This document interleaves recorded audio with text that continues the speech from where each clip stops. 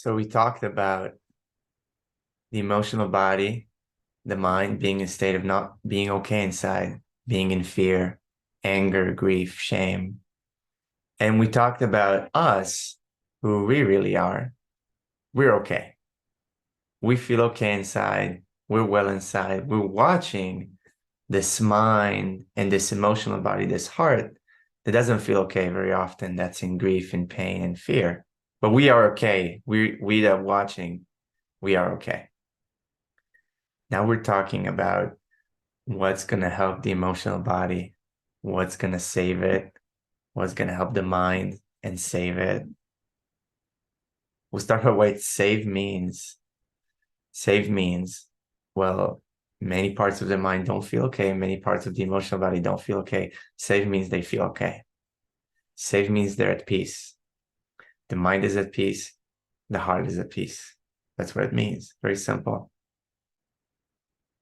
How? How? Well, it's also simple, actually. Why is the mind crazy? The mind is crazy because the emotional heart, the emotional body, the heart is crazy. What do I mean by that?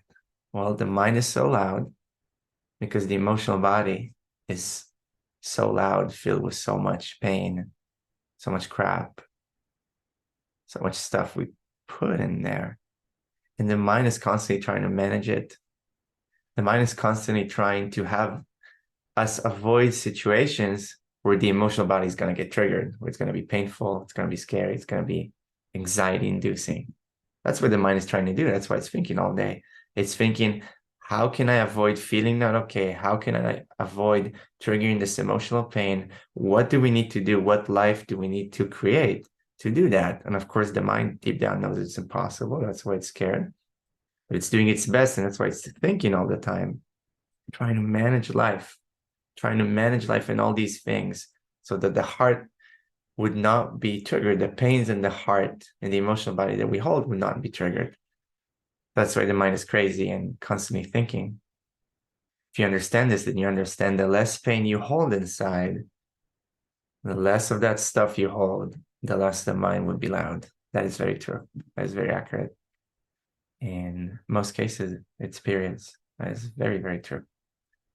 Now, the emotional body, how do we help the emotional body then? If we see that's the root is not the mind, the root is the emotional body. The mind is trying to manage it. How do we work with the root? Well, we put all this fear, anger, grief, and shame inside. We have to let it out. We have to let go. We have to undo all these energies that we hold inside. Let those go so that we feel good. How do we do that? Oh my gosh, that's a process, right? It is. Well, there's one thing that's really required to let those go. We need to know that it's safe to let those go. Not only us, we can tell ourselves a story that it's safe. Our heart needs to know that it's safe to let those go. The parts inside us that hold the pain, they need to know that it's safe to let those go. How? That's where unconditional love comes in and the topic of the video. Love is the energy that when you feel it, you feel safe. You know that you're safe. It's not about physical danger or not danger. A baby at physical danger, held by his mother, is going to feel love. He's going to feel safe. If the mother gives him the signal that he's safe. So safety is not the absence of danger. It's the presence of connection. It's the presence of love. And that's what's needed. That's what's required to let all of these energies inside go is love. Well, how do you do that? How do you do love? Oh my God, that's a big question. Wow. Fuck.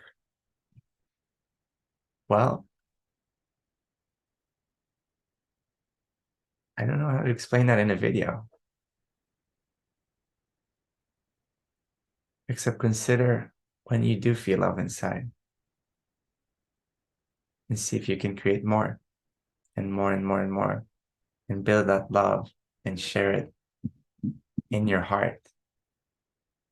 Because when you share that love in your heart to the parts of you that are in pain, in fear, grief, anger, that's when they can relax and let go.